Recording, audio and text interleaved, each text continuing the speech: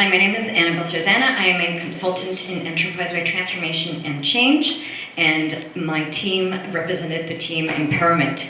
Hello, my name is Scarlett, and I was with the enterprise level discussion talking about entrepreneurship and the struggles that startups and ecosystem partners face as women, and especially in terms of accessing funding and the funding gap.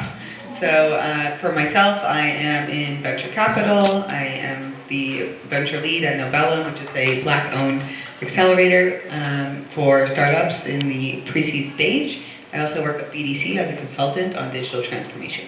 Hi, I'm Shangeeta Jeyamanohar. I was over in the Elevate group, which is, our theme was talking about how women can rise in the workforce, particularly out of middle management. I work in Fintech partnership.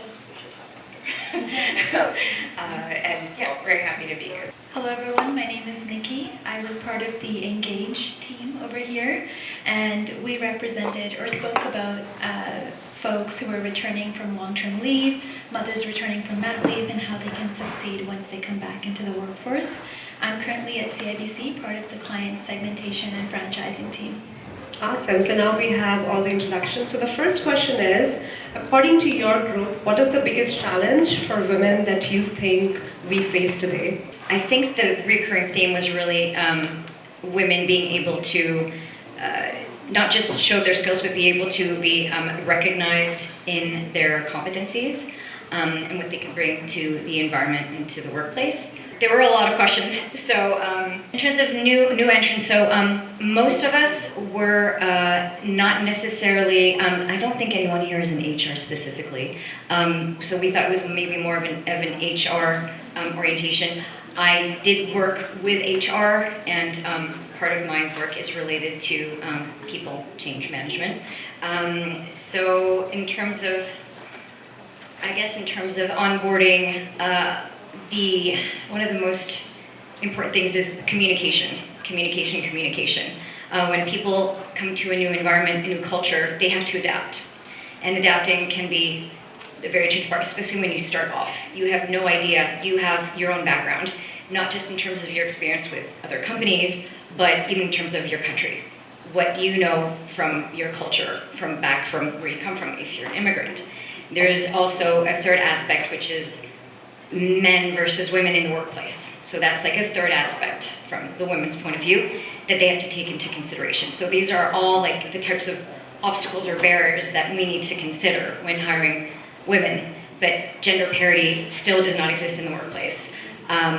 Even wage parity doesn't really exist in the workplace. There's been very little improvements from 2000 to 2020, there's been an increase just in 2% in wage parity. So that's a very slow increase. We're at 69%. So it's like it went from like 25 to 22% or something. So for every dollar that a man makes, it's very a woman makes 70 cents. Yeah, but the increase in 2% took 20 years. That is insanity, and that is just wrong. But anyway, this is not related to the topic about new entrants, but we have to consider those different points to help women integrate quickly the work environment. And they do have to be they have to shout other people a lot more, because also, so when they come in, very often they're not necessarily going to be taken under the wing of somebody, and that's very important as well, to understand how the culture works, etc. So ideally, if there's a mentor or if there's a person who can lead them towards that, that would really help them. So a mentor for newcomers? Yes. Okay. And do you also think that newcomers are hired, but they are just a tick off on the DEI metrics rather than for the talents that they bring? Like, I've heard people referring to other people as diversity hire. Mm-hmm. What do you have to say about that? I can see that. Maybe, I've worked with interns also before, and I've noticed that all the interns that weren't supposed to be directed towards my department, I end up taking care of them myself. I've done that on several occasions where men, like project managers, realized that they thought that they were incompetent. Mm-hmm. And I thought, no. You know what, maybe they're not being given a certain number of activities or extra activities or a diversified number of activities to test they're not necessarily their knowledge. They're at a point where they don't have that knowledge or that experience, but we can give it to them. So I would indeed find any kind of activity I could give them that they could work on and give them more confidence in terms of what they were doing. So it's about baby steps and small things that you know that if ever they don't do it well, it's not going to have a huge impact. You have their back anyway, but you do have to protect them along the way. Awesome. Thank you so much for that. Let's move to the next table, enterprise. What do you think are the biggest challenges for you guys? I think I'm able to distill it down to a top-down issue where there's not enough women leadership in government, and then you have grants and programs like that that are systematically unfavorable to women. You have these grants available where you fill them out, you give all your data to them, they don't even give you a confirmation, they don't tell you if you got it or not, they don't tell you what you could do to get it, if you didn't get it. They're basically data mining, as Molly was saying, I think. And there's also an issue in venture capital that I'm very kind of intimate with, whereby women only get 2% of all venture capital funds out of $1.3 trillion. Meanwhile, white men, sorry, I don't have a pitchfork for white guys, you guys are cool, but like 33% of Americans are white men, and all white male teams get 85% of all of that funding. So when you have like one female on the team, you have like a 15% chance, but if it's an all-female team, you're down to 2-3%. And interestingly enough, that perfectly correlates to the amount of check writers there are in venture capital. There are only 11% of check writers in VC are women, and only 2% are general partners, meaning they're at the very top of those firms. So I don't think like we've given a chance. Like we've had these very, very stagnant metrics of the amount of funding women are getting, and the pay gap, of course, and the number of women on boards, right? Where why isn't it 50-50 on a board at this point, right? Like there's absolutely women with the seniority, but we're still seeing only 20-30% tops representation of women on boards. And so without these women at the top levels deciding what the policies are, who gets what? Is there mentorship? Is there someone at the top to give you a hand to get up there, right? Like we can't keep relying on all male teams for one of them to have a daughter or something. Oh, I have a daughter, maybe it makes sense to, take this one under my wing. But that's still kind of infantilizing women. That's not seeing them as someone on your level, as someone you feel sorry for and that you're helping. So in any case, we need, like it's not a lack of ambition for women, but there is a lack of confidence, I think. Like we need to do things before we think we're ready, because we are totally freaking qualified, and we've been socially engineered to not think we're ready, to not take risks. But I think through more transparency in pricing, and okay, I submitted this this contract, what did you price at, who's getting what money. We need to start demystifying how much people are getting paid. We need way better policy around female board members, gender parity, wage equality at a minimum, things like that. So again, top down, we need to go and demand these positions, get on that board, get that C-suite, go for the raise, and definitely start young companies. So systemic bias, right? Breaking the systemic bias barriers would be the biggest challenge. Elevate. I think that was a great sort of segue to this, because it was part of what came up in our conversation as well. Just you don't have the pathways, like you don't already have those relationships that are set for the people you expect to see at the top. They just bring people who are similar to them or that they're comfortable with kind of up.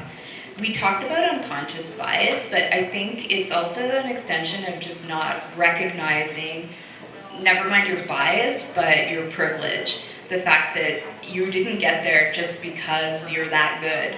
And having access to those networks, you didn't, that access didn't come to you because you tried harder. Like those things are kind of inherent in the system. yeah, we talked about that sort of, it's also top down. The other thing we talked about, which is related, is that women are put in positions where you have to advocate for yourself, which is fine. You should be able to advocate for yourself, but you have to create your own exposure. Like the example within our conversation was employee resource groups. You create your own leadership position, but those are leadership positions that men don't necessarily want or have to take because they don't have to create that same visibility for themselves because they have those networks kind of helping them. So related to that, we talked about that difficulty of finding sponsorship and not having the pathways really. And again, having to rely on yourself versus having a system that helps kind of elevate you. So do you think that women have more non-functional leadership roles available to them and men have more P&L and business leader roles available? It's always like by the way, I'm not saying this like it's, I'm not denigrating the roles, but it's usually marketing leadership roles or HR leadership roles where you see women leaders. Some occasionally maybe another area like risk, but you don't. Classic. Yeah, but you don't generally see women in those other, like we were talking about C-suite. For banks, like a lot of us are in banking, there's, Jillian Riley, who's CEO, Rania Llewellyn, who was CEO of Laurentian, but everywhere else, it's men. They're absolutely the exceptions. Yeah, and I think somebody mentioned a Globe and Mail article which said, so Scarlett, you mentioned that the banks are looking for their succession planning, 3 of the top 5 banks, and none of the candidates are women. And it just breaks my heart to think that after 150 years of banking careers in Canada, you don't find one woman who is ready to take the role in the large 5 banks, and I think that's a question worth putting out, right? Yeah, I think everything that's already been mentioned applies to all 4 pillars, is what I'm getting. I think there's a lot of overlap in no matter where you are in your journey, these are things that apply, right? So I'm not gonna rephrase, but I will say these are conversations we had on our table as well, and they apply, whether you're returning from leave after 12 months or you're new to the country or any of that. I will shed a light on what we sort of spoke about in our group, which is women returning from mat leave was a big one, or disability, long-term disability care or any of that.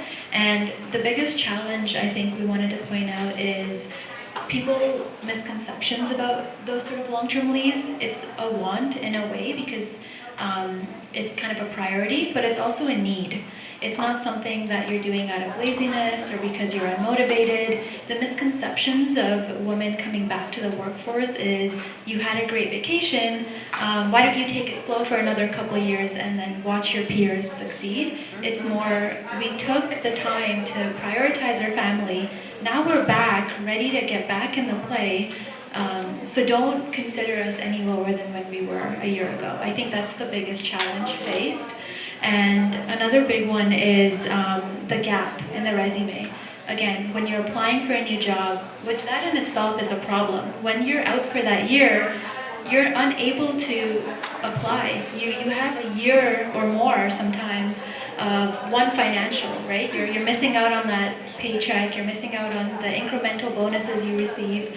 And you're also missing out on the opportunities in that 1 year where another peer got that promotion or was offered that promotion. I've had coworkers who come back to the workforce and say, I wasn't told. I'm coming back a month later, but I wasn't told this job posting is going up.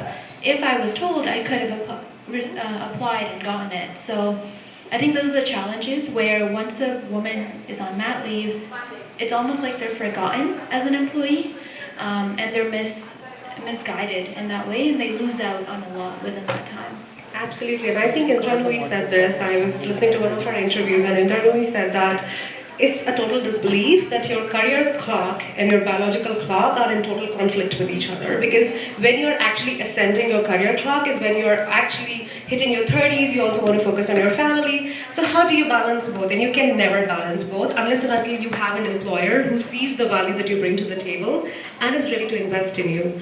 And Nikki, you brought another very good point that I wanted to summarize is, so this conversation literally shows us that the challenges remain for women, whether you are entering the workforce, whether you are an experienced employee, whether you're trying to break into CXO levels. And it's just heartbreaking because it never stops for us, does it? It just starts the moment you want to join the workforce, and it just continues up until the last time where if you're very lucky, you get into that CXO level and you're able to change things. I think it really comes down to one thing, and I think we may have touched it on our table as well. We believe that it is a merit-based problem. Merit, what we bring to the table, never is enough. And we want to bring more, but even that more is considered the norm, and that's not right.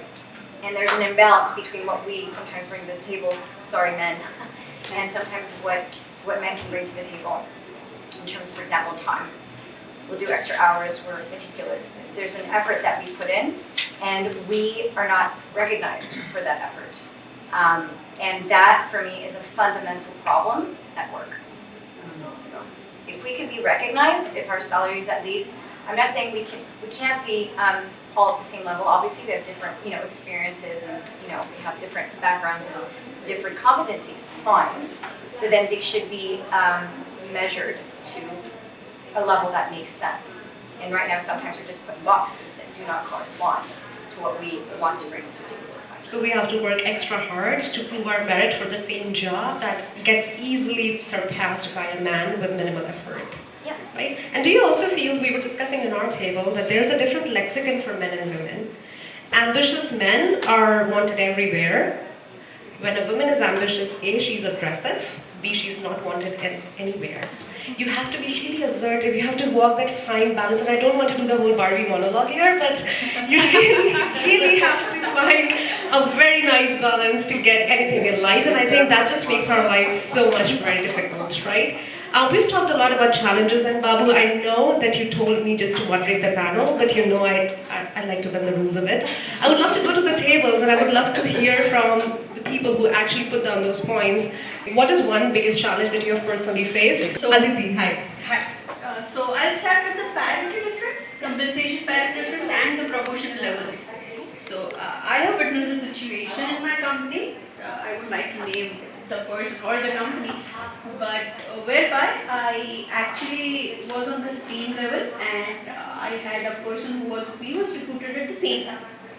So he got promoted first, and I was there doing double the work than him. Still, I wasn't promoted.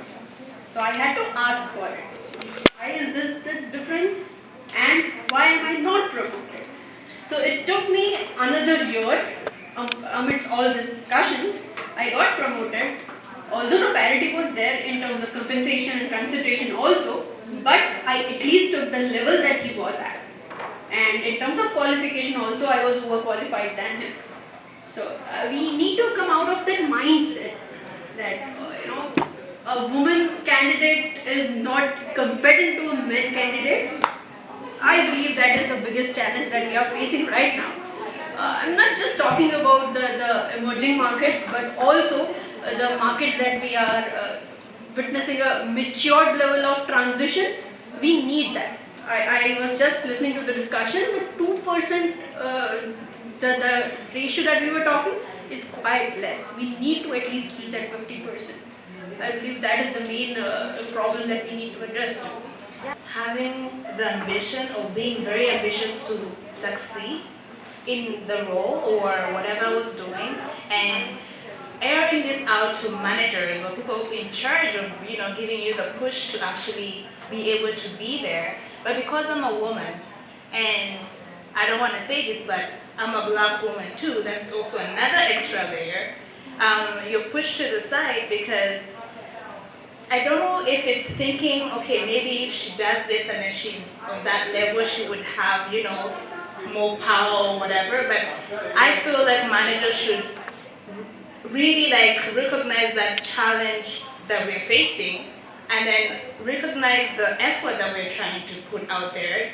And then instead of pushing us down, actually giving us the chance to be there put in the work, show that you can do this, and be given the title that you deserve. So that's a challenge.